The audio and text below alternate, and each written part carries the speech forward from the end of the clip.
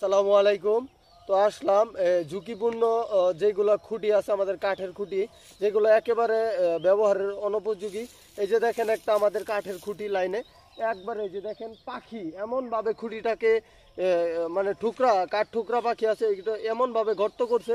এই খুঁটিতে আমরা বিদ্যুৎ কর্মীরা যদি কখনো উঠি কোনো প্রয়োজনে, তো যে কোনো ধরনের একটা বড় ধরনের দুর্ঘটনা ঘটতে পারে। সেজন্য আমরা পরিদর্শনে আসলাম যে লাইনে কোথাও কোনো ঝুঁকিপূর্ণ লাইন, কোথাও কোনো নিচু লাইন বা কোথাও কোনো খুঁটি নষ্ট, ক্রসাম নষ্ট বা অন্য আদার্স কোনো মেনটেন্যান্স যদি লাইনের থেকে থাকে, সেজন্য সারাদিন ধরে আজকে আমরা লাইন পরিদর্শন করতেছি।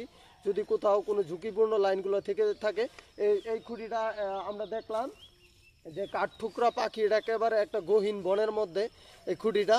তো এখানে আসলাম, তো আইসা দেখি কাঠঠুকরা একবারে খুঁটিটাকে এমনভাবে খাইছে।